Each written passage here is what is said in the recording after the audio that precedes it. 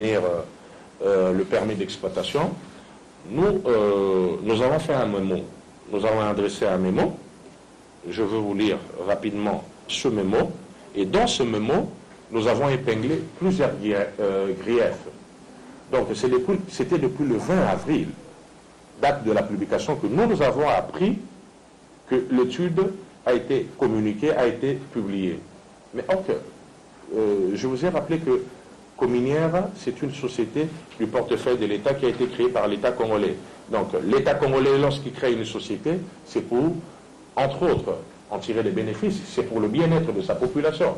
Donc nous, on ne pouvait pas rester bras croisés, rester là en train de voir tout ce que AVZ fait.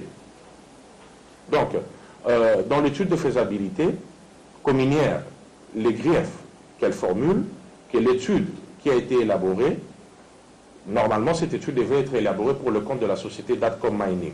Mais nous sommes surpris de voir il y a l'enquête de AVZ.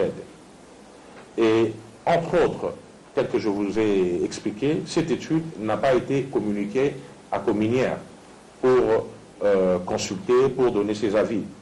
Donc c'est à travers d'autres mécanismes, c'est à travers d'autres moyens informels que nous avons appris cela. Et jusqu'à la compilation de cette étude de faisabilité, nous n'avons jamais été informés de la hauteur d'investissement engagée par AVZ dans Datcom pour la réalisation des travaux de recherche sur la partie de 25%, conformément toujours au contrat signé. Mais nous suivons à travers les médias, les spéculations sur différents mandats, sur différents médias, les montants allant à l'ordre de 30 millions, de 70 millions qui ont été déboursés pour ces travaux de recherche. Donc, nous n'arrivons toujours pas à comprendre.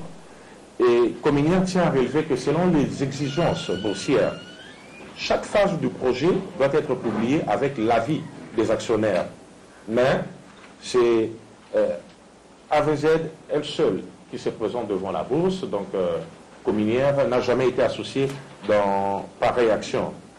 Donc Cominière ensuite déclare toutes les dépenses engagées pendant les opérations ont été faites de manière opaque, donc dans l'opacité totale. Et à ce jour, notre partenaire qui est AVZ ne nous a jamais, ne s'est jamais conformé à l'obligation de transparence. Normalement, vous êtes dans un partenariat, il faut que vous soyez transparent. Donc vous devrez apporter tous les éléments nécessaires pour permettre à votre partenaire d'être informé.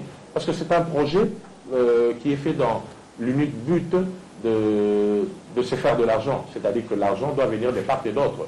Donc AVZ doit gagner, Cominière doit également gagner, la population congolaise doit se retrouver parce qu'il y aura entre autres la main-d'œuvre qui sera créée, il y aura l'emploi qui